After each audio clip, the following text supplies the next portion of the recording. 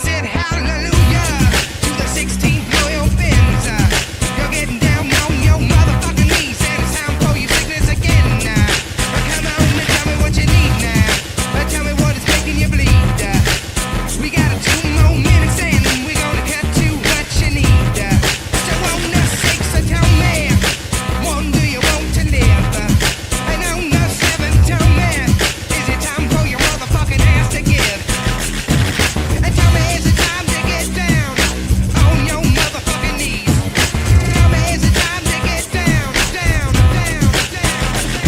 I'm blown to the maxim, 2 hemispheres, battling. I'm blown to the maxim, 2 hemispheres, battling. Suck it up. One last breath. Hello. Those are eventful. Hello. They are disturbing. I feel like my hybrid face with the pup is Yeah. it is disturbingly realistic. Yeah. We have been joined by the Drewest of the Yaris. Welcome back, sir. Thank you for bringing me back, sir. Well, you know, we have to fill our white guy quota, and there's only one of me, so we gotta kind of fix the ratio sometimes. Nice. Upper left, upper left. Well, it's kind of too late. Okay. What? You still got the Bucks and O's up there? Oh, I do. Oh, look at you actually paying attention. Fucking A. My phone actually works. I can see now. That's fair. Well, you know, when you get off of a Nokia, it's better. Well, yeah, I had one of those. What was it, Nextel? Remember the? Oh, oh my goodness, I hated those people so much. People thought they were the shit when they had those. I was like, dude, I get it because you felt super important. You're like, one moment, I have to take a beep. Really? Do you? Do you really? Yeah. So yeah, look, man. It's been a while. I wanted to get you back in here because you know you've made an update on your channel. You dropped a new show, which I'm pretty happy about because you know you're mulling it over and you're like, I don't know. I'm like, just do it, man. It'll be fun. If anything, you just have fun with it. If nobody listens, whatever, you get to do it and fine. Yeah, you're like pretty persistent. You kind of like pushed me to do it. And then I was like, all right, Rich, get out of my shower. I'll do it. You gotta get out of my shower, dude. Well, I gotta motivate you, man. And sometimes either you gotta get in the shower or you have to get out. That's what my dad used to tell me. I don't know how to respond to that, but okay. Either did he. That's why he never came back from the store. Jeez. Maybe that was for the best. Well, maybe. It probably answered some questions for me. It's fine. It's fine. That's so what's up, man? Like, what's going on with your channel, with your show? Like, tell the folks what you're doing. yeah. Well, as everyone knows, according to Rich, we're in a YouTube race to see who can get 200 first. I'm at 171. I've been trying to expand a lot of things for a while, you know, because there's the experience, which is the main. That's every Wednesday. That's the one that's live. That's every Wednesday at 9 p.m. Central Time on YouTube through the Discord server on Wrestling Soup. And there's actually 2 other shows I do. There's the Friendly Neighborhood Marks, which I do with my friend RJ. That's more of an entertainment show where we talk about movies and TV shows in the comic book arena, and we sprinkle it in some wrestling. We just had a new episode that came out the other day. And then the one that Rich specifically is bringing up is the basketball podcast that I do with my friend Anthony, I've known him since elementary school. So this is kind of something that we... Right now, right? What was that? You're 70 right now, right? So you. I've known him since the dawn of time. I am eternal, forever eternal. No. Well, no, it's one of those things of like, funny enough, we've been talking, I think, for like over a decade about doing something on YouTube, not specifically a podcast, but more just like, hey, let's just put something on YouTube. So I've been wanting to do different podcasts because, like, in the beginning, just not to ramble on, but like in the beginning, I tried to like mold everything into one show where I'm just like, how's about I just do the wrestling podcast? And then I take the entertainment stuff out and I find somebody else that wants to talk about, the other stuff I want to talk about. And then I do a basketball podcast that I've been kind of like stewing in my mind for a while. And so I just randomly text my friend and I just say, hey, you want to do this? It can just be weekly. It can be every other week. So we just did the basketball podcast where we just talked about the Spurs because, we're from San Antonio. So we love our Spurs and they're playing very good this season. They're kind of back to prominence. And we also talk about other things going on in the league. So I gave it a name. I'm calling it Metal Drive Hoops, which, to be honest, it might not stick. It might, change it in the future, but it was more just like a thing of like, let's give it a clever name for the time being. But we did the one episode because, like, right after we did the one episode, he was like, hey, I'm going to go out of the country for a month. I'm like, oh, that's lovely. So I basically got to wait for him to get back on, the week of Thanksgiving to do the next show. But I'm looking forward to it. I mean, I always look forward to doing podcasts. I look forward to doing the experience. I look forward to doing the show with RJ. I look forward to doing obviously the show with my friend Anthony, and also Culture Attack with Ruben, which that's on the channel. That's on another channel. But yeah, I mean, if you guys are into basketball, look us up, Metal Drive Hoops. It's on the Drew Yari Experience YouTube channel. The first and only episode is up. I mean, I promise there will be more episodes to come once he does get back into the country. But yeah. So it's just primarily just the Spurs, or you talk about the whole NBA, or do you talk about college, or is it just focused kind of solely in on the Spurs? It's a professional. We don't discuss college unless there's like something related. But we for the most part we try to do like a healthy mix of, like, we're obviously going to talk about the Spurs and how they've been doing, and we're also going to talk about anything going on in the league. The first episode we actually talked about the gambling scandal that's going on in the NBA, and we actually had a pretty interesting conversation about it because I was more just like, okay, how do I talk about this without sounding like I don't know what I'm talking about? And for the most part, the conversation went pretty well. Went a little deep, and then for the most part, we just talked about how the team's doing at the time when the show came.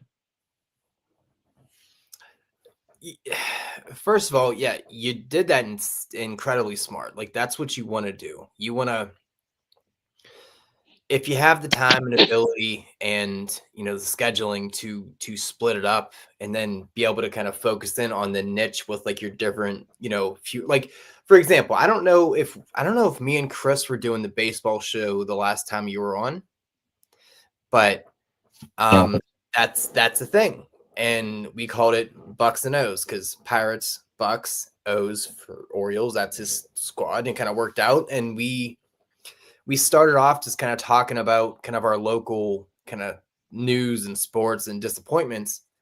Mm-hmm.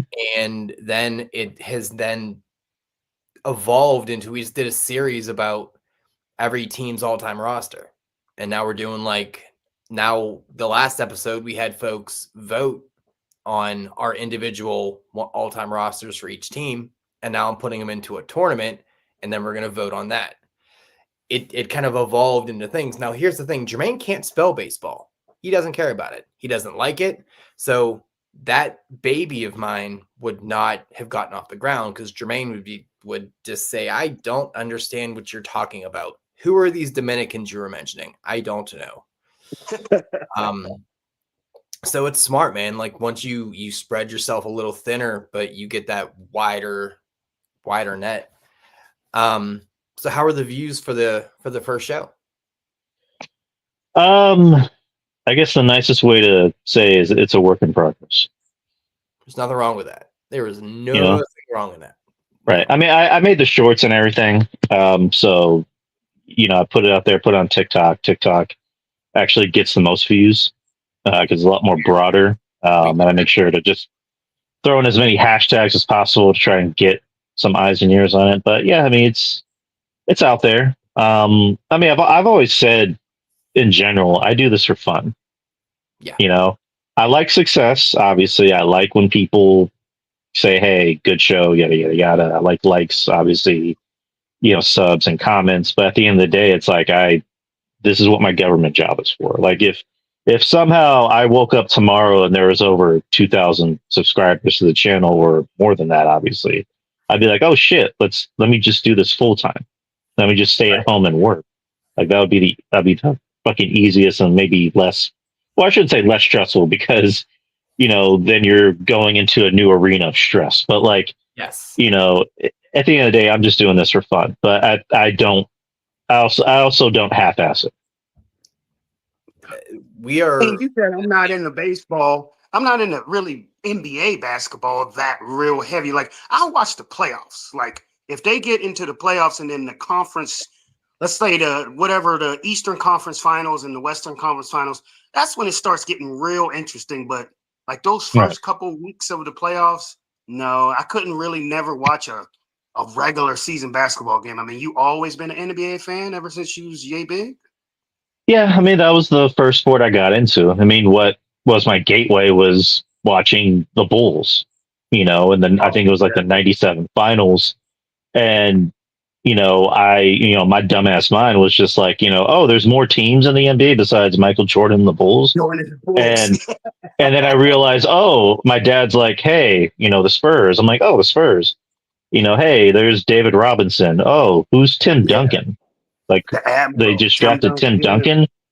Who's this Tim Duncan guy? I want to know more about him. And so, I for the longest time, it was in middle school and high school, and for a certain cutoff point in adulthood, I was a basketball freak. Like I wanted to watch every game, not just Spurs. I would find games on Telemundo. Like they used to actually play NBA games on Telemundo. And I'd be like, hey, do I want to watch the Raptors against the Grizzlies on Telemundo in the afternoon? Sure. See, senor. But yeah, just like basketball has always been that sport where it's like, I guess you can call it my first true love, if you want to throw wrestling in there as well. Football, I started becoming, I wouldn't say a huge fan, but I watched more of it later in life. Baseball has never really been my thing. Personally, I tried giving it a chance. I watched the World Series just recently. I thought that was pretty fun. Hockey, I think I like a little more. So it doesn't have anything to do with San Antonio. So I mean, it's like, okay, you got the basketball team there, but San Antonio, is that all they have? They don't have a baseball team or a hockey team, or right? I mean, They used to have a hockey team, but it was like, and again, I'm not the biggest hockey expert. I know hockey is like divided into different like leagues and conferences or well, not just conferences, but like different leagues. They had a team called the Iguanas that, for obviously they're not here anymore. Then they had the San Antonio Missions, but that was like a minor league team, I believe. But yeah, they don't. Yeah, San Antonio. All they have is the Spurs. I mean, Texas is full of sports teams. Yeah, I was gonna say, like, what else is close to San Antonio? I mean, if we're the NFL team, would it be Houston or Houston? Dallas? Yeah, obviously Dallas. Yeah. Then you have the Longhorns. Then you have the Texas Rangers. You have the Dallas Stars. Yeah. The Astros. Right. Who are some other teams? I think I pretty much named all of them. The Rockets, the Mavericks. It's the Rocket. Yeah. Okay. But Cool. Maybe we'll cover the 2000s. The fuck we will. What? I don't know. I don't know what an Olympics is. Yeah, that's woof. Yeah. I could probably name you two or three Olympic athletes, and that's about it. White person 1, white person 2, and white person 3. Yeah, pretty much. Yeah. There's a Canadian stuck in there somewhere, and it's like, yep, there we go. That's what I'm talking about. No, that's awesome, man. I'm glad that you spread your proverbial wings and went out on a limb. And that's unfortunate you had to kind of take a break because the co-host got annexed out of the states, but it's fine. Everything will be back. Yeah. That's great, man. And once again, you kind of you're speaking my inner monologue because we have said that from the gate, man. We do this for fun. Obviously, success is the goal, but it's not really the drive behind it. We Right. enjoy doing it. We're friends, obviously, and it's just like you're talking to your friend. You're just putting it on the internet. Mhm. And there are really bored, simple-minded people that will watch you, like the people in the chat, like Don Stoney and Rams fan and Coke. Sounds- Who else is in here? I think I saw Chris earlier. Is Chris in here? What's up, everybody? Yeah, he's Hey, Stoney. yeah, Stoney. We have to put him in timeout a lot because he's inappropriate. Bees in the chat. Bees in the chat. I'm gonna call It just ain't shit, but they ain't saying nothing. Yep. 100 motherfuckers can't Bees tell in the these chat. nothing. Bees in the chat. This is what happens in the chat, by the way. So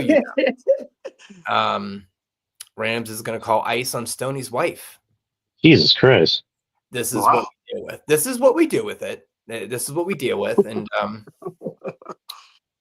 yeah, it's an experience. Oh, see the pun there? Yeah, you did. So what else is new, man? It's been a few months since you've been on here. So what else is going on in life? Nothing really too exciting. Just really waiting for this year to be over. This year sucks. It fucking sucks. Like I heard a perfect quote to describe this whole year. January took 8 months to end, and the rest of the year took like 2 weeks. That's interesting. I don't know if I like this year or if I dislike this year. I got a pretty cool job now. That was nice. Yeah. But I don't think really anything super exciting happened. I feel the same way. Like I know 24 and 23 were kind of real bad that I can recall, but this year has been just kind of steady and just it's been better than other years, put it that way. So I don't really see it as a super terrible year, but it's nothing that stands out like it's so great either. So it's kind of like an uneventful year, kind of to me. Yeah. Not really crazy. Yeah. I didn't really ever think about it till now. Now, yeah. It's just, I mean, there's a lot of people in the chat saying this year was awful. That sucks for folks, man. I feel, well, okay. Stoney definitely has a case for it being a terrible year. He absolutely, yeah. We all know his story there, and that's unfortunate. Super unfortunate. Couldn't happen to a nicer guy. Sorry, Stoney, you deserve that. But yeah, it's good to see he's getting back on his feet. That's awesome because that's something treacherous to have to come back from. Yeah. How are the kitty cats? How are they doing? They're doing fine. Yeah, unfortunately, Jesus fucking Christ, Rams. What is are you Stony by osmosis now? Fuck me. I'm sorry. I don't even know I forgot what I was going to say. I got sidetracked by that comment. We were talking about the kitty cats, and Rams just apparently he's on some shit tonight. I don't know. Well, mine are fine. Unfortunately, this year, just not to bring the mood of the show down, but it's like we unfortunately lost 3 this year. They were our older cats. I don't really want to divulge details as to what happened, but I handled it. That's just the best way to put it to make sure it doesn't happen again. The rest are doing fine. I have one on my bed right now. How row? Yeah, it's Nugget. Yeah, she likes to sleep on the bed. So, but they're doing fine, and the dog's doing fine. But yeah, just mainly just kind of with this year to end, we're gearing up for the holidays, and not to give away too much because I already told you my Right. dealings before the Right. show started. I already know who I'm shopping for, and I know who I'm not shopping for this year. So I'll just leave it at that. Oh boy. Fair enough. Mhm. What are your plans for the holidays? Anything new or strange or different or Thanksgiving, last year we stayed at home and they cooked, and the food actually came out really good. Um, because it was actually literally the first time we all stayed home and they cooked. And this year we're gonna do the same shit. Christmas again. Christmas is one of those things of just like I like buying gifts for people that I give a shit about. fucking love it. It's always one of those things of just like I know what to buy people because I don't do surprises. I just straight up ask, what do you want? Like, tell me what you want. I'll see what I can do, or tell me what you're interested in. I'll see what I can do. Fair. And yeah, Don Stoney, I'm married. Been married for a year ish, 3 years. It's God damn fine. it. It's Luckily, my wife doesn't watch any of the stupid shit that. 3 years. Um, my wife has said straight up, like, I don't think I've ever listened to your show before. I go, I prefer you didn't. The wife tried for a while and then she's like, yeah, no. I'm like, okay. I think she heard one clip of me talking. She goes, "Is that your voice?" I go, "Yeah," and then she just walked out of the room. Fantastic. Or no, one time she heard me talking about like I think it was like an actress or like a sports anchor, and it was just me. I was just being an idiot. I was just like, "Oh, she's hot," and she's like, "Who the fuck are you talking about?" I go, she's like, "You shouldn't be loving nobody but me." I go, "Okay, chill." There was no love there. That was lust, but fair enough. Whatever. I don't know. She beats the shit out of me and she talks shit, but she's hot, so I let it go. Fair. But That's oh, love you, babe. If you're listening, I hope not. No.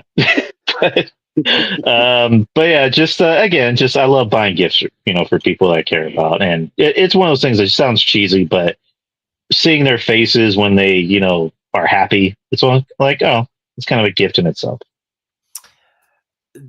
I am very, very much the same way. I hate getting gifts. I fucking hate it. I despise it. It makes me feel weird and awkward. What really gets my dick hard is this. Because I listen all year. I pay attention when you don't think I am. I am not a flex, but I'm a very, very, very good gift giver. Mm-hmm. And what I like to, and this sounds whatever stupid, and what you guys can say whatever you want. I don't give a shit. You're watching me and paying me, so it's fine.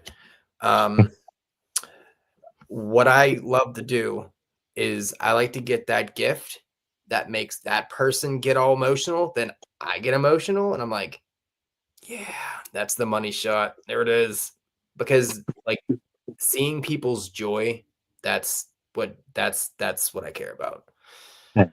And because it's not even the materialistic part of it. It's the fact that you listened, you knew what I wanted this, and I wasn't going to get it for myself, but you did. So I just, that's what it does for me. Yeah, y'all both enjoy the gift thing. I mean, for me, it's almost, I'm not gonna say it's panic, but it's like if I gotta get a gift, it's like almost I don't know what to get. So I'm like, I'm nervous is it, or like, hey, am I gonna get the wrong gift, or are they gonna like it, or they don't? And I don't know. I've lived a life where I haven't gotten a lot of gifts, so it's kind of a weird thing to me to even get them because I'm used to never getting them, so yeah, it's weird to me. I mean, I personally don't care about getting gifts anymore because I have everything I want. You're good. As far as There you go. Right, Then like like materialistic shit. Like I have everything I need. I'm more just like, give me money, if anything, or here's a packet of shirts that I have in my wish list on Amazon. Just buy those. They're $20.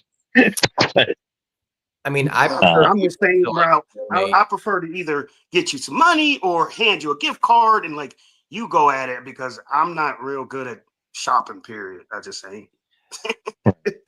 I mean, I almost prefer people, instead of getting me something, just go donate to something. Do that. right. I'd rather you do that Good because Samaritan over here. I don't need. And not this isn't a flex. I don't need anything. Right. Anything that I want and or need, we can buy. It's not a big deal. But I'm not materialistic. I don't really care about stuff. So, I'm more like this year, right? Our plan, we're not really doing gifts. We're doing experiences. So think of them as like as an IOU, right? Me, I'm in anybody that's listened or talked to me on the show, I am insanely busy with this show. Plus, I have a 40-hour-a-week job, got the kids, got the wife, responsibilities, yada, yada. So my time is very, very, very limited. So what will work with doing experiences, this will take me away from something, which is fine, and say, hey, I want to go do this with you. And then that way, whoever chooses whatever they choose, it makes it special. Like there's no way to mess that up unless you completely drop the ball on what you choose to do. Then that's just you. That's a you problem. So I thought that was a cool idea. Plus, it'll save us a bunch of money because the kid is 20, the other kid is 16. What are you getting them? Like I don't know. I don't know. So, you got any weird holiday traditions? Yeah. Oh, thanks, Chris Matthews. Yeah. I don't know if I was. I mean, I don't know. Nothing weird. I mean, we're kind of normal here. Like if it's midnight or if it's already past midnight, it's like, hey, you want to open gifts? Sure. Um, they're kind of superstitious. The wife and the sister-in-law about leaving on Christmas Eve or going anywhere on Christmas Eve. I don't know the story behind it specifically, but it's more just like, don't leave the house on Christmas Eve because, something could happen. I try to follow through with that. Like, if anything, I'll just go somewhere during the day and maybe do some last minute shopping. But like, yeah, I don't know if I'll call anything like, I don't know if I can think of anything weird about it. Are they saying Other than go ahead. I'm sorry. like anywhere at all, or just like? Well, again, I mean, as you know, my wife's Hispanic, so like Hispanics, they kind of have like, they're very much like superstitious. My wife's not too superstitious. Like she's not like, oh, you're a Virgo or whatever. I can't be near you. Like nothing like too crazy or like, this room's out of whack. I need to move this couch around. Right, or nothing too bad like that. But it's more just like, don't try not to leave anywhere on Christmas Eve, especially at night. Yeah, weird statistic or DUI statistic. You would think like what's the one night that the cops are out the most trying to catch people on DUIs? You would think New Year's Eve, right? Nope. It's actually Christmas Eve because people are going to a Christmas Eve party or having some drinks, so on and so forth. So I don't know. No, it's not Christmas Eve.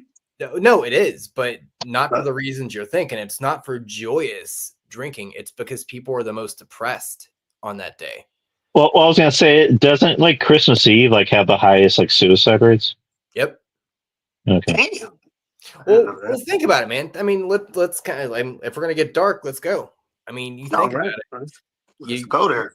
Your family's dead, or you're single, or you're alone, or you're recently widowed, you're recently divorced, and it's your first Christmas literally alone. Okay. The best thing that you can put in your mouth at that point is a drink, because the other option, you don't really get the gun. You don't really get the next day. So absolutely, that makes all the sense. And really nowadays, like if you like logically, who past like 22 or 23, who's going out for New Year's Eve? You're going to somebody's house, you're staying home. I am not trying to be in that. And you mind you want to go down to South Side on New Year's Eve? No, I didn't mean going out like to a club. I meant like, yeah, like a little get together, a little party, amongst friends, family. Yeah. People have a couple drinks, and then they're like, "All right, see you later, Merry Christmas," and then they drive off, and then the cops are right there, and DUI. There's your gift. A Yeah. DUI.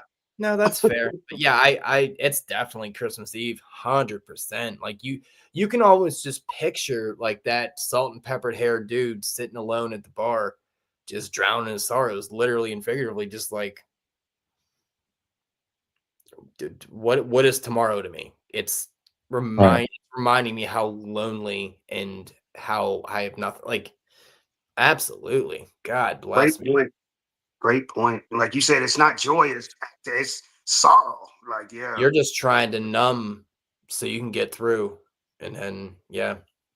I mean, that's not everybody, obviously, but it is a well documented story. yeah. Do you make anything weird for the holidays or anything kind of off? Not weird, maybe off the beaten path is probably a better way to put it. Do I make anything weird? Or the family, or do you have any like, you know how you have the prototypical Right. Thanksgiving, the prototypical, Christmas dinner, whatever. Do you do anything that's like, yeah, we do a taco bar, just Taco bar. I've been trying to die on that hill for years, and no one's willing to do it. You guys suck. Hey, taco bar sounds dope. Right. Yeah.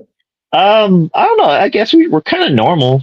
I guess like watching Elf on Christmas Eve is a tradition. Just watching Christmas movies in general on Christmas Eve, is kind of a tradition. I don't know. Yeah, they cook. They'll cook like a chicken or whatever. But yeah, it's just again we're not like too weird, other than sacrificing virgins on the pagan. That's No, that was a bad joke. I was trying to be clever. I couldn't escape my way out of it. No, that was fine. I got it. but no, no. Again, we're pretty normal. First of all, Stoney, you piece of shit. That shit is delicious. Okay, you can go fuck Rams. How about that? Stoney, what's wrong with you, man? This is Stoney being tame. Sometimes he clearly took his meds tonight, which is great. It's great for everybody. Yeah. So do you like? Are you a cooker? Like, do you get in the kitchen or no? Okay. Unfortunately, I would love to learn how to cook. I'm not. Yeah. I just stay away. Yep. Y'all let me know when it's done so I can get a plate. There it is. We're Exactly. Well, believe me, I'm well aware. So we're doing a B&B for Thanksgiving this year. Kind of first time we're doing it just because there's going to be people there. We want room. So it just makes things considerably easier. And apparently if it goes well, that's what we're going to do from now on. And I'm like, hey, that's fine. It didn't really cost that much. It's like $1,200 for 3 days, something like that. Mm-hmm. So for a holiday, I'm like, you mean we don't have to we'll obviously clean up and all that stuff, but we don't have to I don't know. It just feels, even though we're going to have to do the same exact thing, it just feels different because it's not your house. I don't know. It's weird. What's the dish Thanksgiving that you're like, yep, I cannot miss out on this? Like, what is that for you? I'm a whore for stuffing. Dude, I love stuffing. I love macaroni and cheese. Yes. Like, I don't care where I'm at. If they're serving macaroni and cheese, I'm eating. I could be at a strip club. If they have macaroni and cheese and it's like somewhat decent, I'm eating it. Would not suggest eating mac and cheese at a strip club, but I can't tell you how to live.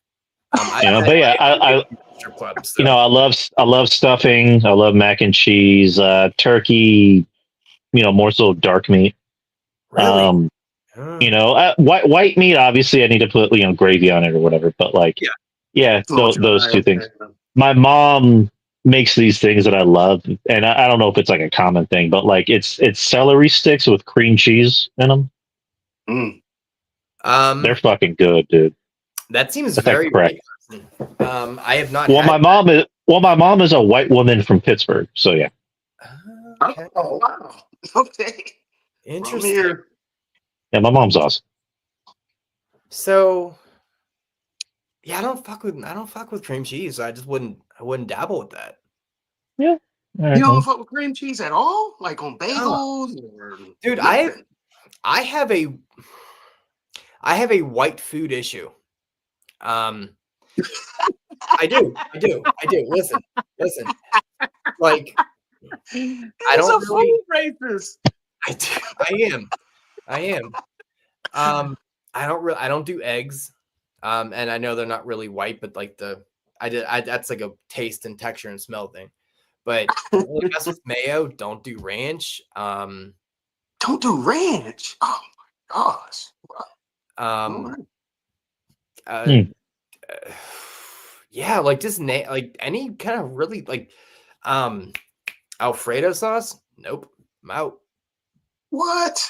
What about the shit at Chipotle? The queso, the shit that goes on like the. Are you fucking crazy? I'm also not a huge cheese guy either. So like that is cottage cheese. Yep, nope, not at all. okay. Wow, that's not the one I chose. I meant to click, but now we're here. Wow. I meant to choose this one, but that's where we're at.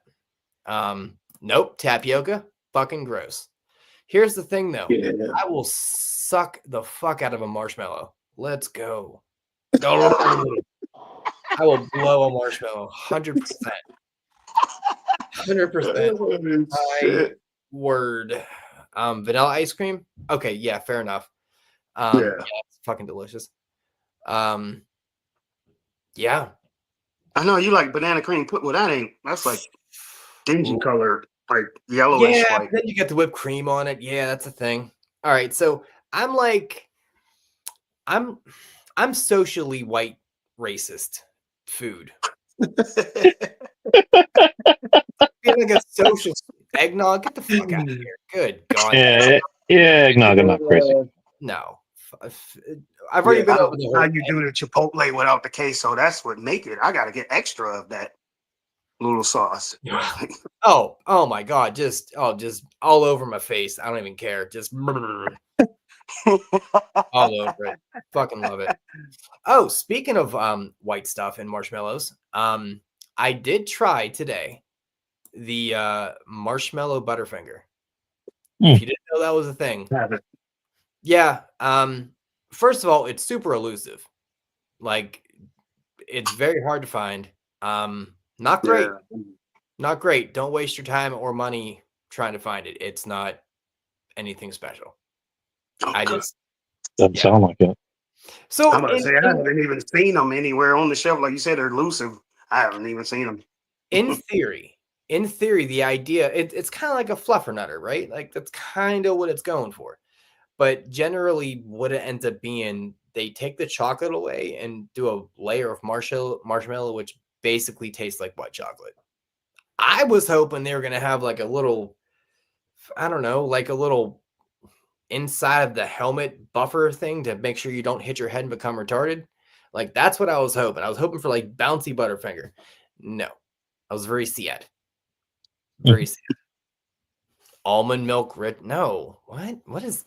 Try the Oreo Reese's. No, that's I've seen that on TV. I haven't tried it. Nope. yeah. I don't fucking do eggnog. I can't do it. Yeah, I don't even really fuck with milk either. Like, I may have been touched by. Well, I was gonna say a white liquid, but yeah, that's kind of how that generally happens after you get touched, isn't it? That's usually the end game.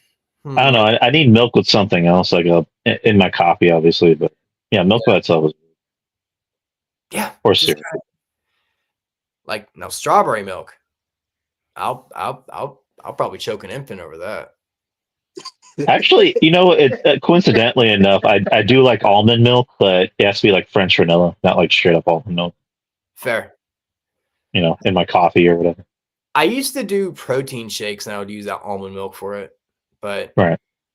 strawberry Nesquik, shit, all over my nipples. Let's go right now. Yeah, Fair enough. gives me member berries of when I was younger. Now that being said, great segue. Let's get into the movies of our youth, right? So the whole thing we're doing here is our top 10 individual movies of the 90s. I ranked mine. Drew ranked his. Somebody else didn't rank theirs. They also have 40 of them. Because rules apparently are only for us. That's fine. You throw the draft out in the text early in the morning, and then I go to work and I forget all about it. Yeah, I know. You only had about Fridays. Fridays at work are mentally exhausting, man. They just I don't know. I'm just glad to get it over with. I meant to. This week was long. I'm not even gonna lie to you. I meant, hey, Shaw's here. What's up, buddy? You're just in time for our countdown for our 90s movies. That works out great. Hey, what's up, man? Yeah. So, I ranked mine. Oh, Geeks is there too. God damn, everyone's coming in. Jeez, oh man. Hey, hi, Geeks. So, as per tradition, guest, you go first. So you lead in with your 10th, and we'll kind of go down the list, and Jermaine will pick whatever he wants to pick as he goes. All right, so give me 1 second while I pull up. Yeah. And I want you guys in the chat here. Let us know what you guys think our individual ones are going to be. Because I'm curious to see if I don't know, what you guys think. All right, so my number 10 is going to be a Stephen King joint, The Green Mile, with Tom Hanks. First movie to ever make me cry. Really? Yeah, that was because it's weird because the older I get, the more sensitive I get, and I'll full on cry at movies. Before, when I was a kid, I wouldn't really cry during movies. So I'm like, oh, this isn't real. This isn't real life. Right. But then the ending of The Green Mile, and we had back in our day, VHSs. This came in 2 VHSs, and when I got to the end of that movie, spoilers. I won't spoil it for anyone that's seen because it's a great movie. 30 years, I think we can spoil it. It's fine. Go ahead. I mean, there's people that haven't seen it. I don't want to be a douche and be like, "Here's what happened." I want people to experience it, on their own accord. So, once you got to that ending, it just touched me. I'm just like, wow, what the hell? What the hell? Wow, what is this? What is this? And it's just it still gets me to this day. I don't full on cry, but I get emotional. The whole thing either. Yep. Ooh, I mean, it's a long movie, but I would it's a great movie. It's weird because when you think of Stephen King, that movie doesn't really get talked about too much. No, because it's very much would you call it a drama? Yes. I mean, it's one of those you're like, oh, it'll tug on your strings. That is a perfectly acceptable one to get all waterworks about. Mm-hmm. Okay. I'm tired, boss. Yep. Nope. That's an answer today. Yep. That'll even get you there just thinking about. Yep. Fucking white people. God damn it. Be better. Exactly. I went with 7. Okay. Because it's just creepy, and it preys on the human condition, and it gives you the manifestation of what those 7 deadly sins are, and you're like, oh God. And then obviously just what's in the box. Come on. That's the one of the most quotable things in the 90s. So, and it's still going on. It still has legs now, and it's still funny. I say that shit all the time. That was almost. I'm sorry. Go ahead. I was gonna say, almost anytime I can do it, I'll just shove it in there.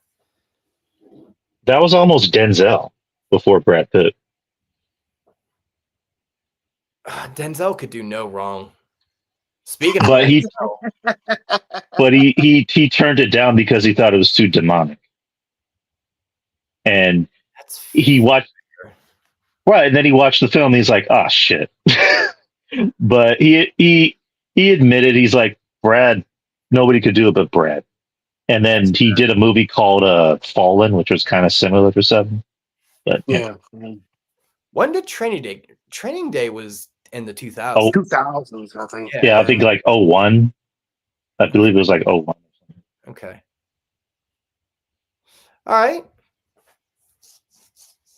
Hermaine. Really? Okay. What? A little spin off here. Resurrection. All right. Watch Resurrection. There's 7 ripoff. Oh. A lot of the movies that I pick is like they're like culture. They changed a lot of things. My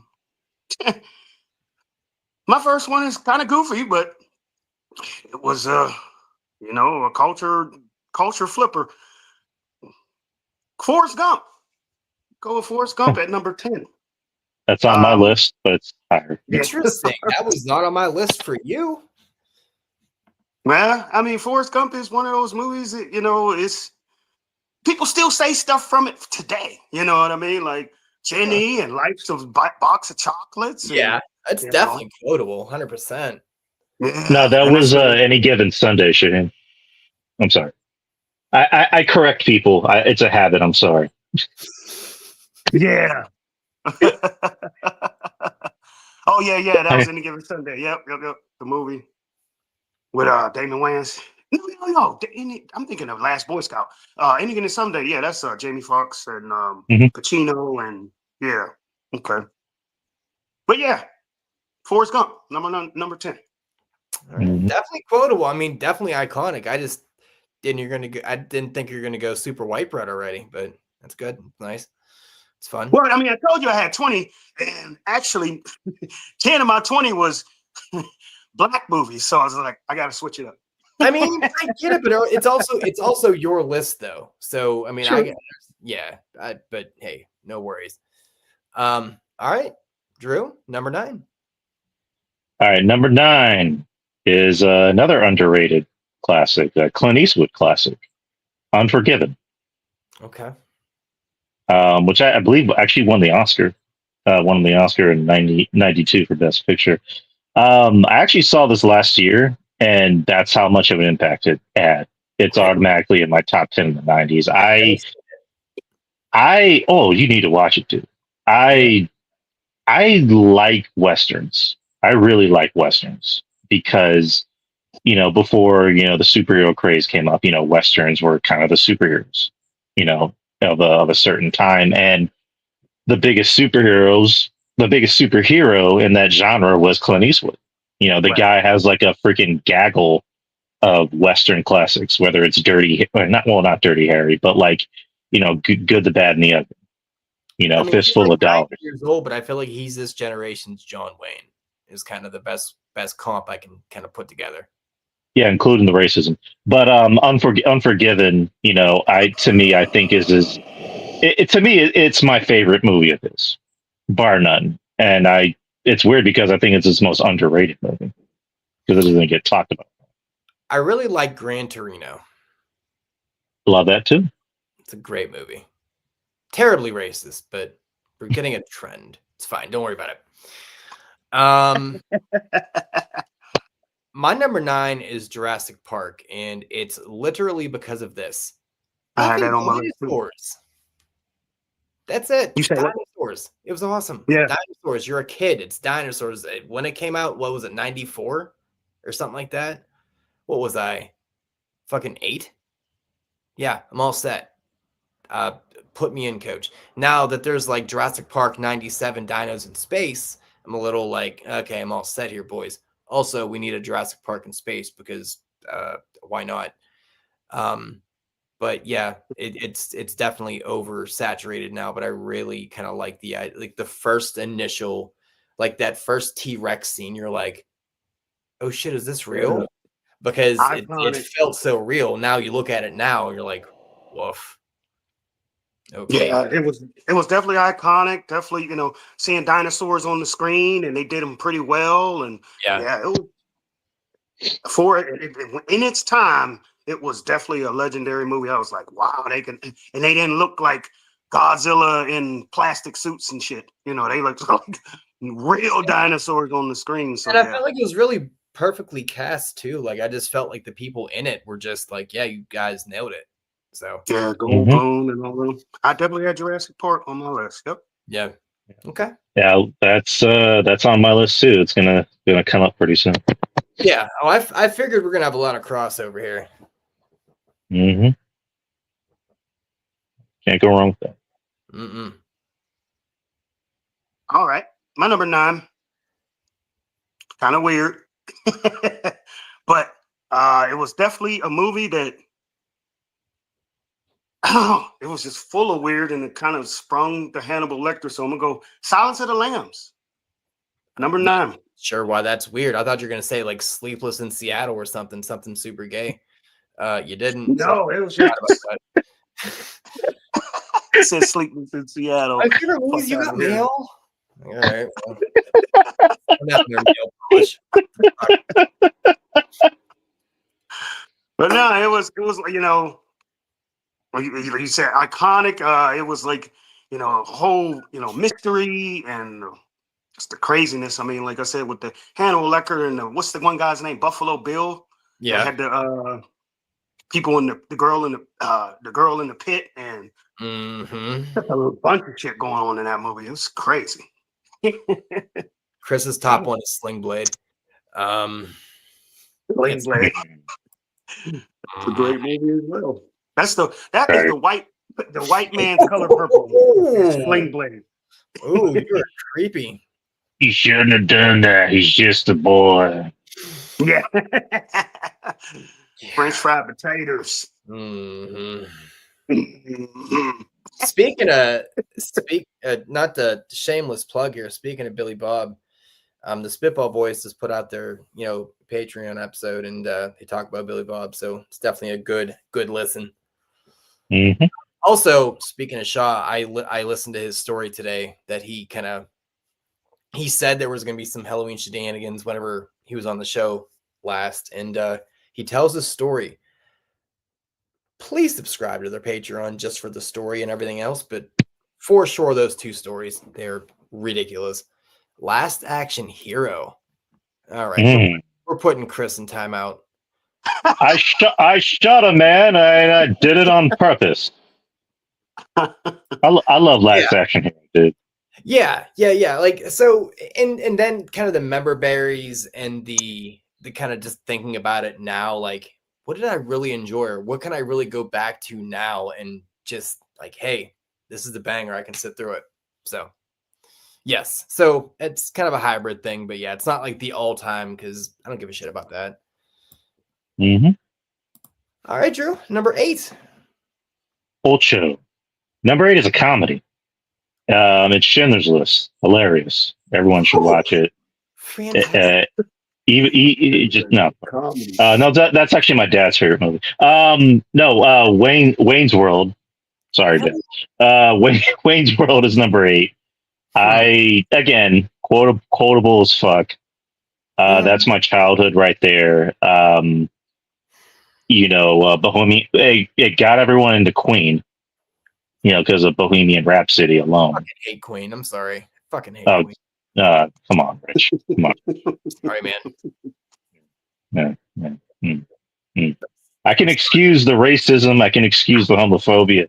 I can excuse the sexism. But God damn it, don't you talk about Queen? I'm sorry. I'll take my leave. I can excuse the swastika symbols in the back. But Jesus Christ, you leave my Queen alone, God damn it. But no, Wayne's World I love.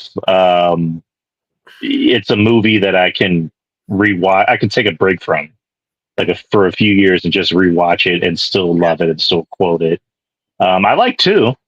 two kind of gets maybe poo pooed on, but I still like two. I like Wayne's World more than Austin Powers.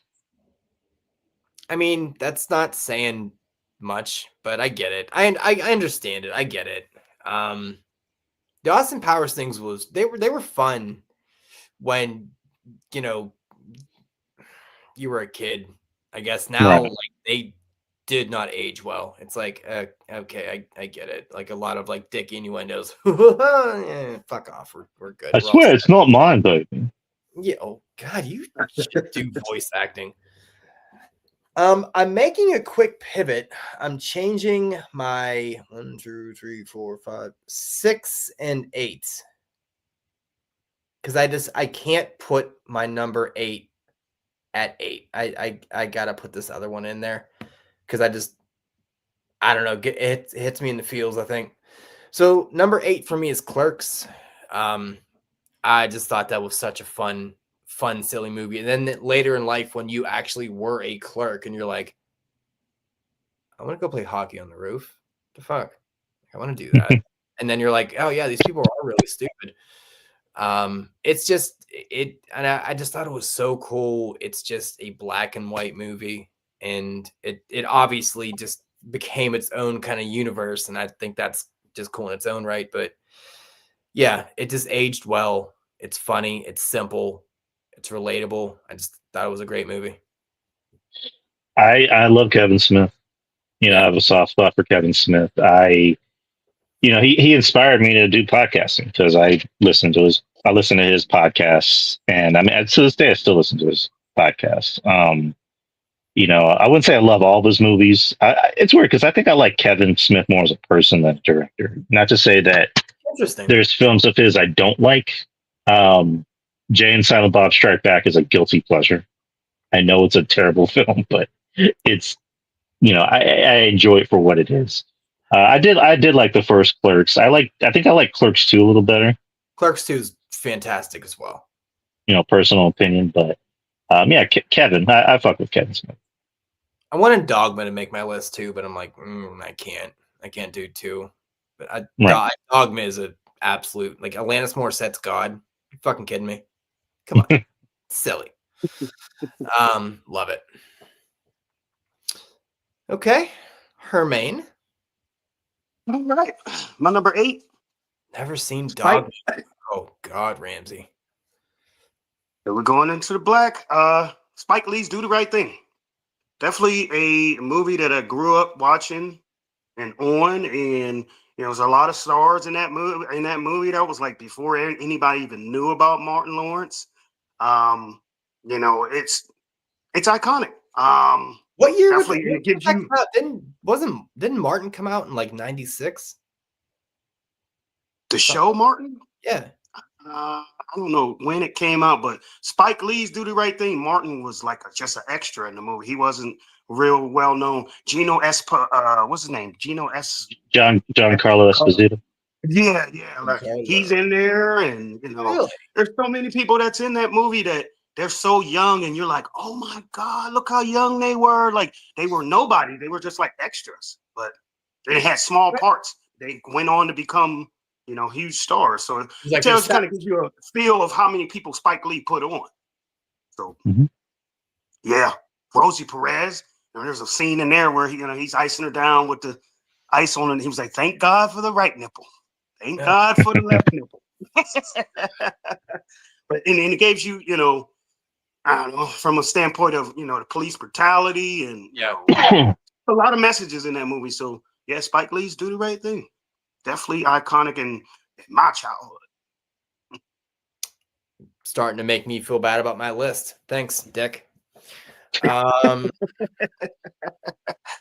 Jermaine's number 2 was Malcolm X. Fucking super great. Love it. All right. All right. No, that's a good one. Absolutely. Okay. Number 7. Number 7 is another Western, Tombstone. Okay. Beer Huckleberry. I mean, that movie is just full of cool motherfuckers. Val Kilmer is probably the coolest motherfucker like ever on screen. Kurt Russell is just cool in general. I mean, It's not a '90s movie, but he's in my favorite horror movie of all time, The Thing. John Okay. Carpenter is The Thing. You can't go wrong with this movie. You can't. Billy Bob Thornton. We just talked about Billy Bob Thornton. He's in the movie.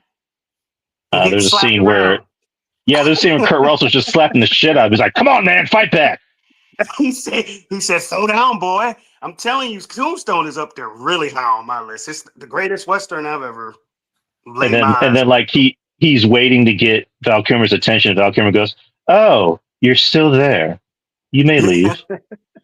on. So I don't remember who said it, and I wish I did so I can like tell the story correctly, but I forget who it was. But they were talking about Val Kilmer, you know, in that movie, and they were like, "I never actually met Val. I met Doc Holliday.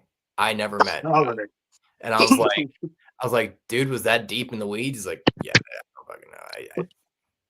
Like that's cool, man. Like it, like that feels very like Christian Bailey to me, because that dude seems Right. like he just is balls deep in everything he does. Like he just goes straight method. Mm-hmm. A fucking English Patient, Christ Almighty. Yes, that in 9 months as well. We're doing you know all that fun stuff. So I went Office Space because Okay. Take it's the printer out in the field. Beat his listen. ass. Right, and then just Ghetto Boys are in your head for the rest Yeah. of the year. It's just anyone that's worked in an office, man, you feel that in your heart, and just fucking A, right? Like that's just you. I think everyone's had that neighbor that is just intrusive, and you're like, why are you here? And you just are like, we'll get along. Yeah.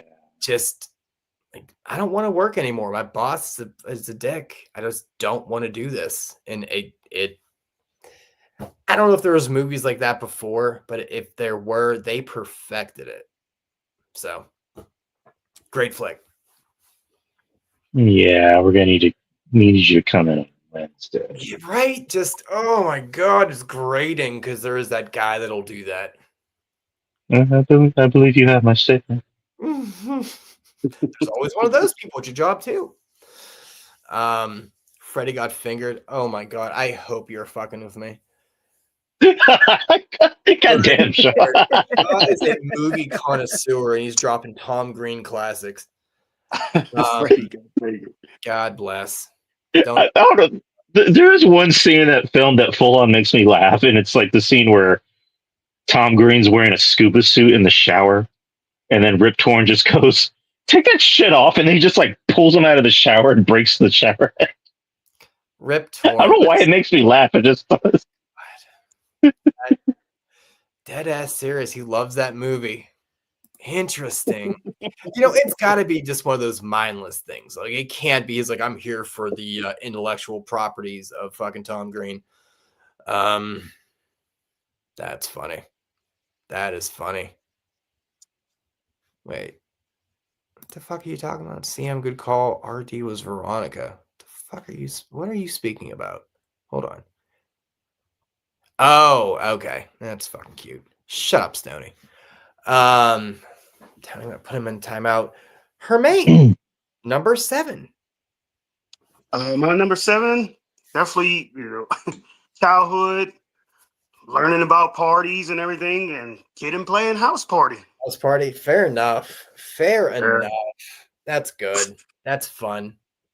Definitely taught you about, going over, like sneaking over and having parties, and as a teenager, because I'm 600 years old, so those around them times, and you're a teenager and you're curious, you courting girls, and you like to go like to little dances and shit. So house party, Yeah, definitely a staple. good. That's a good one. Okay, we're at number 6 now. Number 6 for me, Good Will Hunting. Yeah, that's good. That's good. To me, like, I don't throw around the word masterpiece a lot, but this is kind of a masterpiece. Getting to see Robin Williams just not be Robin Williams. He gets to actually act. I mean, he's always acted before. He was in what was the movie with What was the movie with Robert De Niro where he was like in a psych ward or something?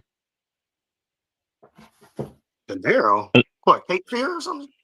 No, not Cape Fear. It was a movie where like De Niro was like a mental patient and Robin Williams was his. It was called Dream. I think it was like Dream something. Anyways, but no, Williams has always been a great actor. This was Yeah. what got him his Oscar, and over time, when you start to watch the film, you realize, as an adult, whenever you have life experiences, Is this especially it? at the end, especially Awakenings. There you go. Thank you, Bayou Geeks. Thank you, fuck. Great film. Especially at the end, and we've all seen it. It's not your fault. Especially for someone that's gone through trauma. Right. And trauma comes in all forms. Just the idea of like it's not your fault.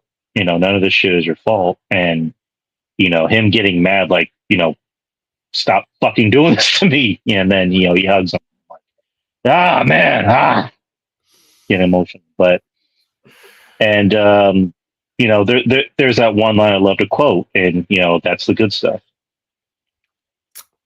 No, that's great. That's a great, because once again, you get to see these actors in different sides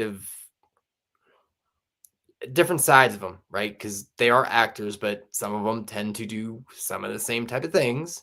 And then you're like, nope, here's what we're going to do. We're going to flip this on its head. And yeah, that's great. That's a good one. This was my pivot from 8 to 6. Fucking Independence Day. Okay. Yeah. Like, if you're feeling like America, let's go. Let's go fucking Alien. Like, it's a silly, ridiculous premise, but it's one of those weird disaster movies that actually draws you in. It's not, yes, it's silly and it's a goofy idea, but in your head, you're like, it sure could happen. Hold on. That's not crazy outlandish. It is, but it's not like, and it's just the president's speech and just, I don't know, man, that's just fun. It's just a really fun movie that you almost have to watch every July. Like, you can't not watch it. It's one of those movies, whether it's on cable, whether it's on whatever, you walk into the room, it's on, you're sitting down.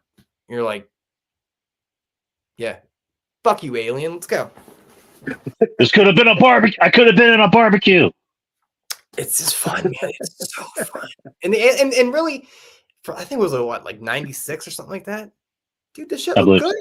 This shit kind of still, even though I said the same thing about Jurassic Park, how it doesn't really hold up. I get it. Same general kind of stuff, but the aliens fucking look good. I don't know. Yeah. They don't do it like that anymore. They don't. Everything is crazy, and I get it, man. But like, it was just, you didn't see a lot of them. But when you did, it was like the big reveal. You're like, oh, my word. So, good. Beat that, Jermaine, you son of a bitch. Yeah. My number 6, comedy. We all quote from it. Friday. Yeah. Oh. Enough said. I mean, I don't really have to go into it, but yeah, that's a movie that one of the first movies I can recall. A movie that that was, the whole movie was about one day. Like from the morning time to the night time, it was all about one day. But so much shit that happened in that one day. Yeah. Hey, Smokey over here taking a shit. Beautiful. Yeah. Bye, My Felicia. grandmama gave me that chain. Fucking bye, Felicia. 100 fucking %. Like, you talk about appropriate for a Friday. Yeah. Well played, Stoney. Yeah. Fuck y'all. Like, that's got to be one of the most quotable movies, man. Just in pop culture. Like, just and the great thing is, it's not like a monologue. It's like 4 or 5 words, and everyone's like, "Yep, yep." Every time I'm in the kitchen, you in the kitchen. Yeah. That's so Eat all the food. Eat all the hog months. Should I be doing a black voice? Is that offensive? No, Jermaine's been trying to do that for years. He just can't do it. So we need to have one. That black voice. I'll try to tone down on my accents. I'm sorry. It's fine. You are This black face is the offensive. Is black voice is not. That's not. Yeah. All right, man. Let's get it. Let's get it, homie. You should hear me in the car. All right. Top 5. I'm leaving that alone. All right, number 5 was. Oh, Jesus Christ. Number 5, I believe, was already on both y'all's list. Jurassic Park. Enough said. Yeah, fair enough. It's no other movie in that franchise has been able to catch up with it. The problems with those movies is that they try to recreate the wheel without actually recreating the wheel. Yeah, it's like, okay, so in this Jurassic Park movie, there's going to be dinosaurs, and they're going to start attacking people. It's like, you mean like the first one? Yeah. No, they're more aggressive. It's like, one's going to be smart. It's like, okay, this is going to make $1 billion, whatever. Just greenlight it. Yeah. Yeah. If you watch those newer ones, all they're doing now is just like mutating them and make it, half Tyrannosaurus, half, raptor. Like it's just over. I'm surprised they haven't done a freaking crossover with Fast and Furious at this point. Hey, T-Rex. The power you can always beat the Indominosaurus with family. You said Vin Diesel will be riding a fucking dinosaur shit. Yeah. Oh my God! Don't say it too loud. They will hear you. They'll hear me and create it. It'll make money. That's all that matters. Oh, absolutely. Somehow, give me a hard R Jurassic Park. I'm down. So, I've been wanting that for the longest fucking time. I've been wanting a rated R horror Jurassic Park for the longest time. Going for the blood. Yeah. No, I'd be okay. Yeah, they never did. Yeah, like show them like a person get ripped apart or anything like that, or even them fighting and a lot of blood. Like how it would really go. No. Right. No, that's fair. That's good. I like that. My number 5. It's Friday. You've already been over it. We're not going to beat the dead horse. Just, top 5 Friday. Yeah. My number 5. Monster movie. Goodfellas. Okay. At 5? Ooh. Oh, okay. Okay. What, you think that should be? That fucking hurt every part of me.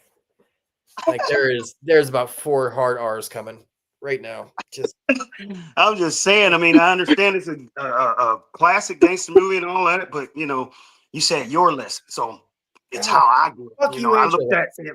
I viewed the Goodfellas from a view of this is Italian, he's mob, but I'm not part of that group, so I can't rate it any higher. I get it. I understand, but oh God. Okay. Fair enough. That's no, I get it, man. Unfortunately it's so romanticized now that it's almost like, what are you, some fucking queer? Why don't you like the what are you doing? And it's like, question. Is my ass all over here? I get it. I get it, but it's also like I understand. The music is ridiculously iconic. As soon as you hear that, no, like exactly like that song is just legendary. It is. But like I said, I'm at 5. That's 5. Okay. Number 4, the one that doesn't really matter before 3. Again, one of y'all chose this. Forrest Gump. Okay. Number 4. It's again, enough said. Movie that I grew up with. Tom Hanks. Jenny is a piece of shit villain. I don't care what anyone says. Jenny is the biggest villain. One of the biggest villains in movies. That's fair, dude. That's super fair. It is. That is not a hot take at all. That is a yes. It's like, did you ever I see that know. Family Guy video where they're making fun of Forrest Gump? I'm quite sure I have in years past, but refresh our memory. They're like, again, it was one of the cutaway gags, and it's literally just Jenny throughout the year saying, "Hey, Forrest, I know you want to get with me, but I'm gonna go run a train on a bunch of Black Panthers." Okay, Jenny. Hey, Forrest, I'm gonna go do blow with a bunch of stockbrokers. Okay, Jenny. Hey, Forrest, now that I have this most incurable disease known to mankind, I'll finally have pity sex with you. Okay, Jenny. I'll mow the grass and raise the AIDS, baby. Yeah, that's honest to God, Forrest Gump in a whole. Right, but again, jokes aside, I love Forrest Gump. I I get it. can't say enough good things about it. It's a movie I can still watch and enjoy, and sometimes I wish I haven't seen it so I can just re-enjoy, like enjoy it for the first time. That's how much I love it. That's an interesting look at stuff, man. That'd be super cool if you could do that. Like you'd think just wipe your memory and just be able to go back and say like, I'm re-experiencing this. That'd be great. Yeah, I mean, it's just like there's a lot of films I wish I got to see in theaters, but Yeah. Forrest Gump I watched on VHS, Yeah. for the first time, and that's a film that, Yeah. matter of fact, a lot of these films that are on my list, I wish I got to enjoy them in theaters for the first time. Yeah. Yeah. No, that's a great point. I've seen them all on VHS. Yeah, going to the theater seemed like back in the day. I mean, not saying that was ridiculously expensive, but it just seemed like, I don't know. I mean, of course you couldn't drive, so the schedules of your parents didn't align. So I mean, unless you found or you knew some mall with like a matinee on the weekends, you very rarely got to the theater. I mean, I know did a bunch of drive-in because my dad had a station wagon and all of us with the station, but Sony, getting I'm to not an putting actual that on theater. screen, but sweet fucking Lord, Sony. What did he say? I'm not blowing it up on screen. I see it. Come on, Stoney. Yeah. You probably got to be a little bit careful there, Stones, to be honest. Damn. All right. Yeah, it's a little much. All right, number 4, Pulp Fiction. Okay. Once again, insanely quotable. I'd say it's a shame to get Samuel this late into the list, but we are going from 10 to 1, so fair enough. It was such a cool idea. You have all of these threads that are just kind of going in this direction in the whole movie, and it's kind of playing this direction and this direction. It's just fucking fun. It is just such a good, fun film, and so many iconic characters and quotable characters, and just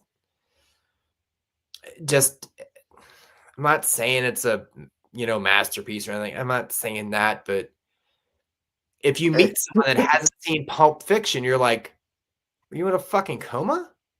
What are you like? I mean, it is sort of a masterpiece at the time because it's one of the first films that I can recall where it's like the beginning was in the middle, like no, the beginning was at the end. It like they just changed scenes and played them in different sequences. It was a little bit of a masterpiece. I love that I love that concept of just like doing different chapters in movies.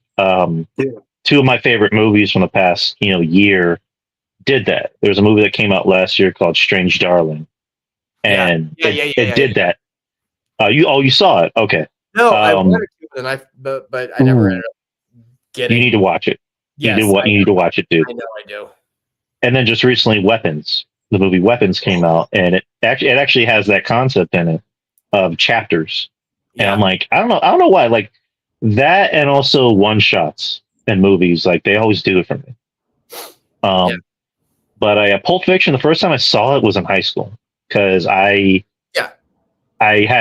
always heard about it, and of course I always knew about like the memes of, hey, what they call cheeseburger in France or whatever.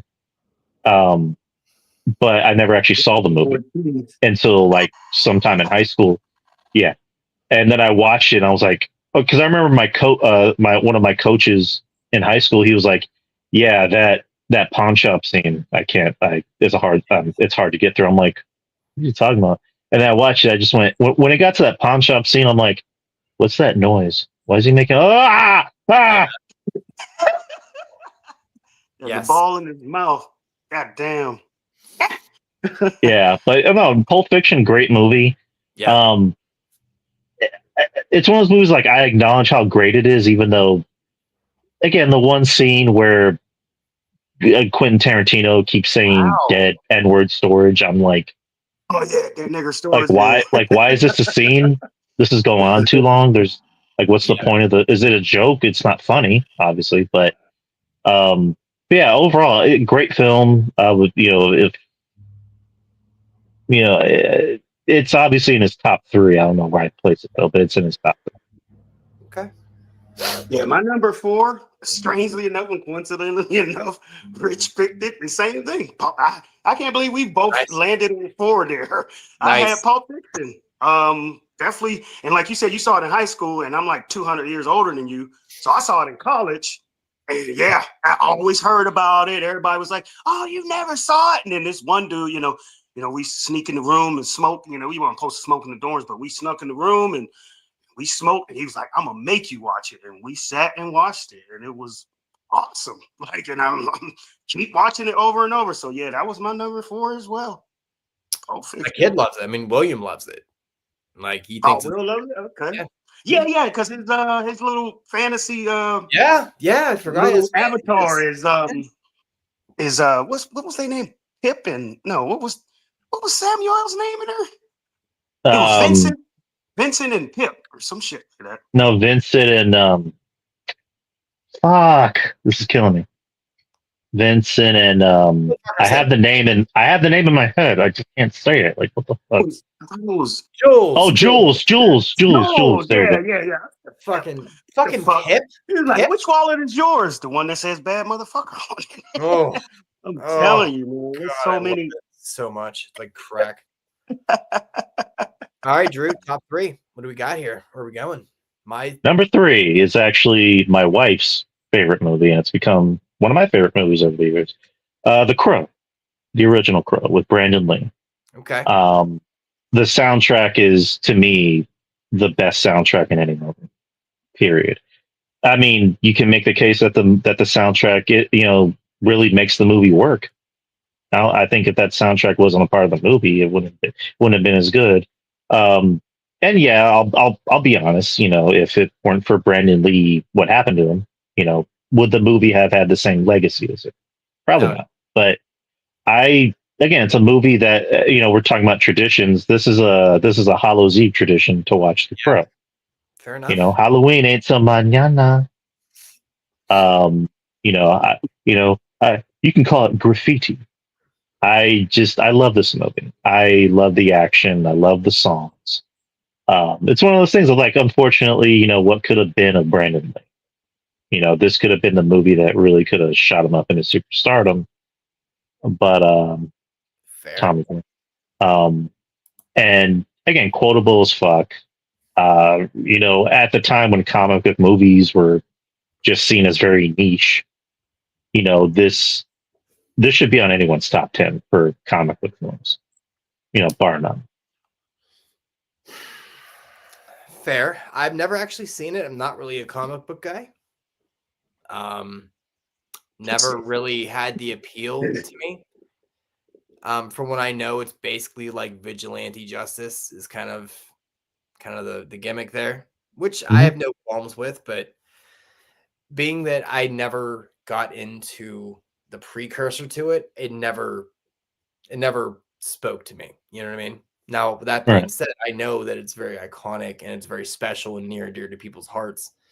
So there's no disrespect or anything, there. It just wasn't something that spoke to me, but I'm aware of its significance in history, which I feel like a lot of people can't do if they don't necessarily agree or if they've seen it. They're like, no, you're fucking stupid. It's like, it also brought goth culture to life.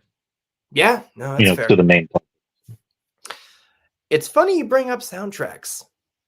My number three is going to be the shocker of the draft.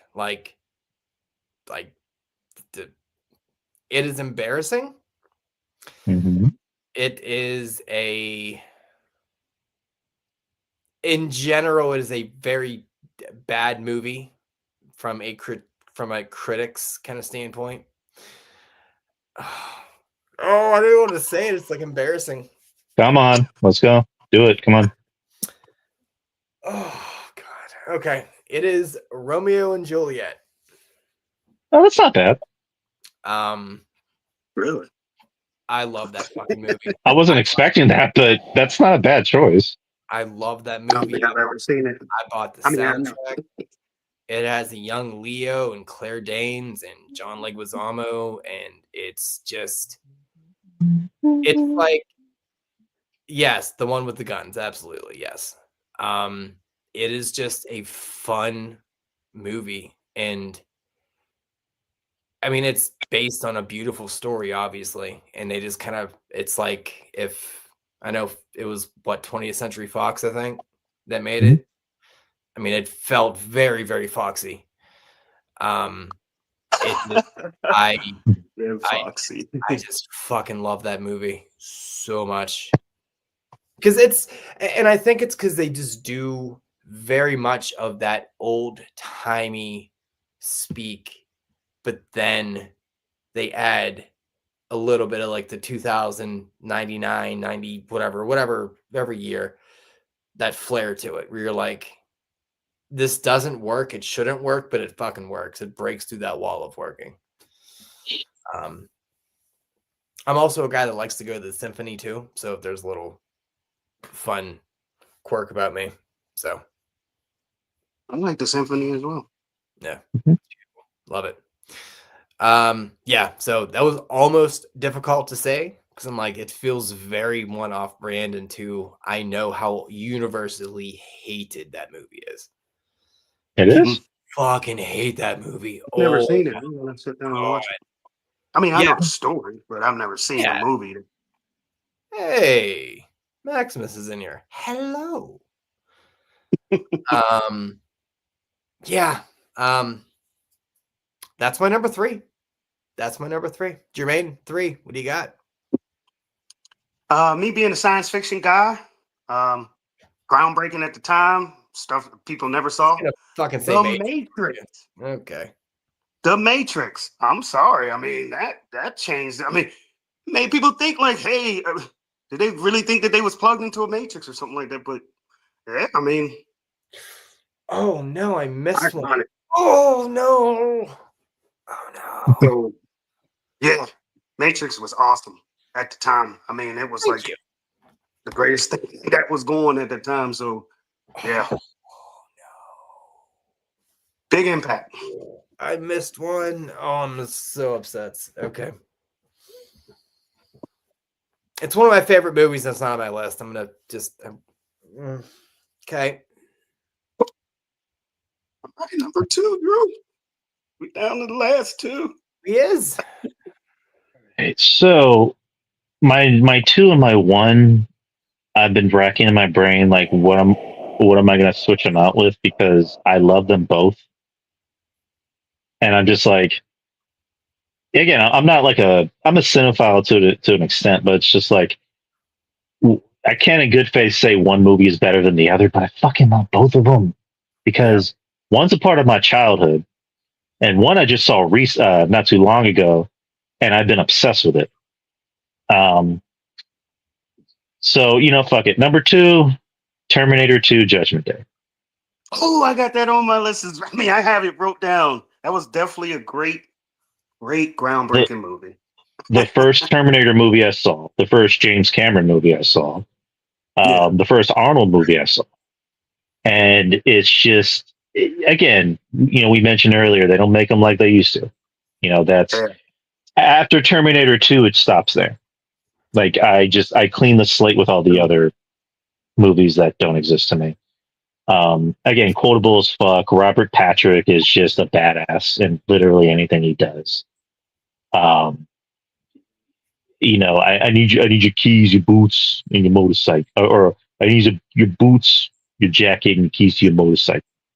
I think it's so cool. He's an actor and his brother's a fucking singer. I just thought that was so cool. Who? Arnold Schwarzenegger's brother's a singer? No, Robert Patrick's brother's a singer. Yeah. Okay, I didn't know that. I literally didn't know. Hey, he's the lead singer of Filter.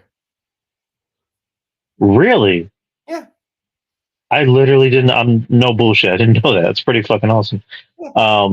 I'm a big Robert Patrick fan. To say I love anything that he's in. He's one of those actors that anytime he's in something, I go out and watch it. Shaheen, I don't know if he's here. He mentioned a movie called Copland, Yeah. and to which Robert Patrick was in. Nice. And a bunch of other things. He's good at playing a dick, and he's like the nicest guy in the world. Yeah. if you ever do me. But yeah, just Terminator 2 Judgment Day, the special effects, James Cameron knows how to do special effects more than anyone else. Another film of his that I love, The Abyss, again, great CGI. One of his, I guess, more underrated films that doesn't get talked about enough. But yeah, Terminator 2 Judgment Day, that fucking Guns N' Roses song is ingrained in my head. That plays at the beginning, you should be mine. Yeah. Fair enough. I can't. Man, my number one, I'm almost excited to talk about my number one, but go ahead. I'm distraught now because I did not include one of my favorite movies, and I'm very upset about it, but I can't get rid of my number 2 and 1. Well, yeah, you know what? Fuck it. I am getting rid of number 1. It was already mentioned. So, spoiler, number 1 was Goodfellas. It's no longer number 1. Because I can't in good faith leave this other one off. So number 2, American History X. Don't, Jermaine. Just don't. Just you'll never look at a boot again. Brought that up before on one of these shows, and I still never found it to watch it. American History X. So I would say that's the universe telling you not to. Just follow the universe. Just so the messaging in this movie is dramatic. For whatever reason, Fruza Balk makes my dick wiggle. I'm okay with it.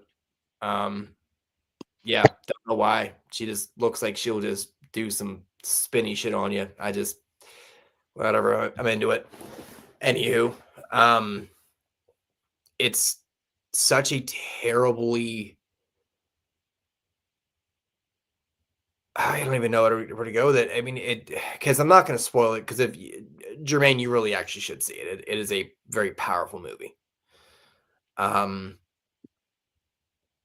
So I'll leave it at that. Everyone has probably seen this movie in the chat here, but you know why it's just a very, very good.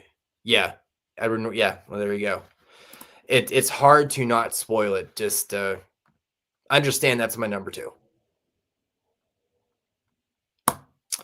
All right, Jermaine, number 2.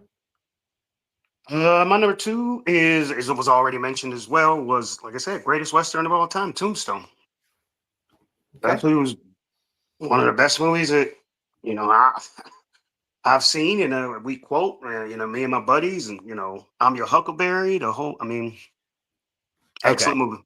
So this is the second one in our top 5 that you have not seen yet, Rams. Do you know there's the internet and shit? Right. First time this year. Whoa. Yeah. I've never seen American History X, so I have no room to talk. Yeah. Well, once again, that's the universe protecting you. Okay. Number 1. What do we got? My number 1 is, again, I'm just gonna say Heat. Oh, that's good. Robert De Niro, Al Pacino, Val Kilmer. The second Val Kilmer movie to show up on this list. Again, the movie's just fucking awesome. It's not only a great drama, it's a great action film. It probably has the single greatest police shootout scene, like, ever. Or not even a police shootout, just a shootout. The greatest shootout, like, ever captured in film. Having Pacino and De Niro, 2 legends. Yeah. And they only really meet up for maybe like one scene, and it's the best scene in the whole fucking movie. I know. How you gonna meet in a restaurant and y'all are like like y'all are like arch enemies, and they're just calmly talking about it. You know, I was like, Oh can this scene man. go on longer? Like, can it go on longer, please? I want like maybe 5 more minutes of these two just like talking shit. Need like a You know, snooze button. um, but again, quotable. Everybody's on top of their game. They're doing a prequel, um, well, with the same director, and they're bringing like actors to play the younger version of the characters and whatever. I can't say enough good things about this movie. The poster is fucking dope. Yeah. I love the poster. I love this movie. I'm mad at myself that it took me so long to watch this movie, but I'm happy that it's on my list because I wouldn't even call it a mob movie. It's a crime movie. It's I look at Heat, and I wouldn't be surprised if Christopher Nolan was inspired by The Dark Knight for this, or inspired by this to do The Dark Knight, because they kind of have like the same themes and the same look to it, and just like practical effects and not doing too much with your budget. Like that's all. Like all you need is just acting. You don't need green screens or CGI. You just need acting, and Right. they pull it off. And just you know, Robert De Niro saying, who the fuck am I talking to? I'm talking to a dead man. That's who. I'm like, ooh. Mm. De Niro's just cool. Like De Niro reminds me of my dad. Any role that De Niro's ever been in, he reminds me of my dad, and that's That's my dad's favorite actor. that's fantastic. That is very much ideal. That would be fun. You know, De Niro's my dad. My mom's Catherine O'Hara. Like it's Nice. a perfect combo. But yeah, Heat's my number one. Love it. This was my pivot, and it may I don't shock people or anything, but I maybe by comparison to the movies, to get rid of Goodfellas for this may be kind of blasphemous, but The Devil's Advocate.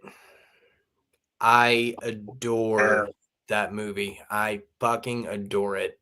Everything about it. Pacino's speech is just chilling because it really, for those that think differently, makes you fucking think. It does. And whether you like it or not, it makes you think. I don't care how God-fearing you are, you will hear that and you will think. You're like, oh fucking hey, hold on here. But just out now, obviously Keanu is not a great actor in this movie, but it's not really about him.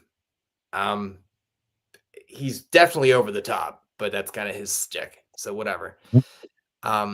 Just it's a great story, just wonderfully shot. I don't know, I loved it. Love it, love it, love it.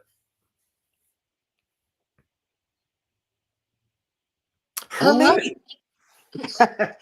My number one is pretty much, a tell sign of the environment that I was surrounded by at that time. I was in my teens, a young Jermaine shaping who he is, going to be. It's pretty much two movies. It's kind of the same type of genre, but Menace to Society and Boys in the Hood. It's the same. That's the life that I seen growing up in Aliquippa. So, Yeah.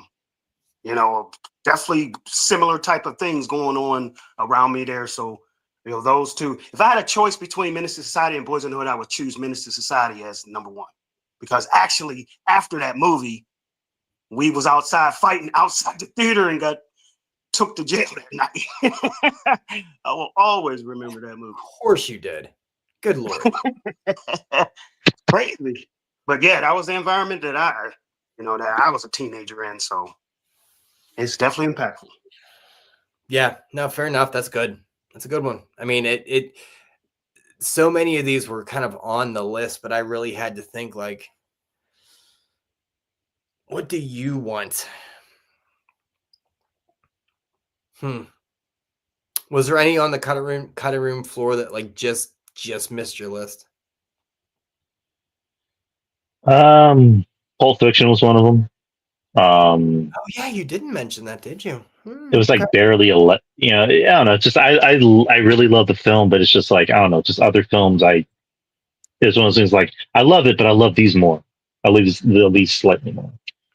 Um, you know, Candyman. You know, one of my favorite horror films. The Man. first one. God Yeah. rest. You know, God rest Tony Todd. Um, Nobody else could do it like him. Didn't the Academy not even acknowledge him? Yeah. Yeah, because he's horror. He's not. You know, he's not thought provoking horror. He was just horror I'm slash just horror. standing there. Yeah. It's funny. He actually followed me on Twitter, Really? and I still have his DM. Really? Because I sent him a DM because I was just like fanboying. I'm like, I'm such a huge fan. I love Candyman. I'm so happy that you're going to be Venom in the Spider-Man game. And he just replied back, "My pleasure." Nice. And I still have that DM. I'm like, oh man, I'm getting all emotional. But other films in the '90s, yeah, I mean, I can't really think of too many others, that come to Yeah. mind. Oh, you knew Shaw was gonna fucking do the. He was gonna come. Yeah, I got New Jack Doing that. City, Juice, funny one, Boomerang, but Yeah. they couldn't beat out the top 10. I mean, not now because I've grown the fuck up, but back then, Half Baked. Half Baked, yeah. That was definitely around that same Pulp Fiction time frame. Yep. My Cousin Vinny. Yeah, there you go. Female movies. Well, not female, but all female. Set It Off. They had what's her name? Queen Latifah, and them Jada robbing the Pinkett. bank and everything. Yeah. Few of them, but yeah. This was an interesting show. 90s were a great time for movies, man. Yeah, great era. Great. It didn't have to be overly produced or everything had to be fuck, shit, fuck. It didn't have to be that. It could just be like a good movie. Now, obviously, a lot of ours had adult themes or what have you, but it just it felt right for when it was in. You know what I mean? Like that's just yeah. These are just 90s, Shaw. Yeah. Our top just our top 90s movies. But yeah, because that's on your list. You had Gremlins. I thought Gremlins was 80s, right? Yeah. Because I saw Shaw had Bloodsport. I'm like, I love Bloodsport. It's one of my favorite action movies. Yeah. I've seen Coming to America's. I fucking hate Titanic. Yeah. Fucking most like overrated. Waiting for one big event at the end. Overrated piece of shit movie. Fuck that movie. Yeah, I mean, I get it. Dogs. Oh my god, I forgot about that. But I feel like I already talked about that when I said fucking Pulp Fiction. I felt like it was like the same universe. I mean, it's Tarantino, yeah. Boondock Saints, was that 90s? What's it called? The Boondock Saints. Fucking love that movie. I don't know if it was 90s though. I'm not sure. Yeah.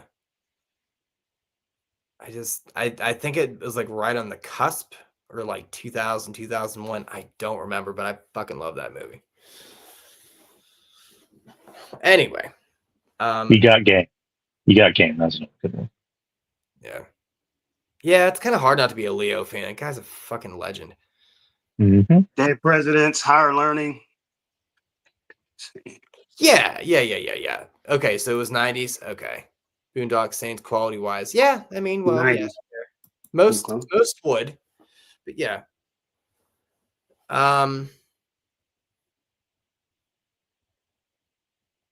Clockers. I don't think I know that movie. What is that? Yeah, Clockers. That was with that was another Spike Lee joint. With what's the one dude that played with Eminem in 8 Mile? What's his name? Mekhi Phifer. Mekhi Phifer. Yeah, that was like his first gig. No. Yes. That's like that was his first gig. Clockers. Yeah. Interesting. Mm-hmm.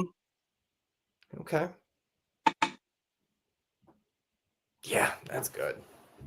This was fucking fun, man. This is a baseball or basketball diaries. Yeah, there's that. Yeah. Okay.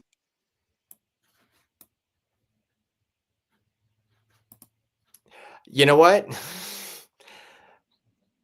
Onyx was in it. Yeah, like Sticky Fingers and what's the one Sticky dude's name? Sticky Fingers and yeah, I can't even remember the rest of their names, but I remember Sticky Fingers for some reason. Yeah, the dude from Yellowstone. I think that was like his first film. South Park, the first movie in the 90s? Yeah, bigger, South longer, Park not was in cut. the That was 90s? 99. Yep. Okay. Yeah. I thought South Park didn't take off to the 2000s. Wow. Okay. That was a good time. Hmm. Well, boys and girls, it was a very fun show. I want to thank everyone that came out. Sincerely, that was awesome. Drew, tell everyone where to find you, when your shows are going, whenever your guy gets undeported and comes back and actually can do the show with you. That'd be cool too. Let them know about that. Well, so yeah, the Wednesday every night at 9 p.m. Central Time is the experience. It's on live on YouTube. It's also in the Wrestling Soup Discord. My other shows include Friendly Neighborhood Marks with my friend RJ. That's not live; it's pre-recorded. But we usually record early in the morning on Thursdays, and I upload it every Friday morning. And then the show I do with my friend Anthony, Metal Drive Hoops. Once he gets back in the States, we'll start doing more shows. Again, that's pre-recorded as well. Also, Culture Attack with my friend Ruben Prime, where that's more of an entertainment-based podcast. And also, you know, what's going on in the real world. So we just had an episode a few weeks ago. We're doing a new episode this Sunday, so look out for that. So that is it. That's a lot, man. And I'm happy that you were doing more stuff and then you're enjoying it. Could you just, I don't know, man. I always like people doing, just get yourself on the internet. It's what we do, and people listen for whatever reason because they're big silly pants. So you see the friendos at the bottom of the screen. We're not going to do all that. You know what to look at, all that fun stuff that's been going on for the last hour and 45 minutes. But we'll see you tomorrow on the football show. And then remember, on Wednesday, me and Chris are doing our top 10 cover songs and our top 5 worst cover songs. Would that be the bottom 5? I don't know. Whatever. But we will figure. Oh yeah, check out. I forgot to put that on the thing. I promise you I'll put that on there tomorrow. Stoney has OnlyFoods now because of course he does. He just does pictures of food, and I think he tries to have sex with it. I'm not sure. I don't know. We're not going to talk about it. But yeah, no, check him out. It's literally just Banging OnlyFoods. that pie. Yeah, it's OnlyFoods on Twitter. So. All right, folks. We'll figure it out tomorrow. Doodaloo. Thanks again, Drew.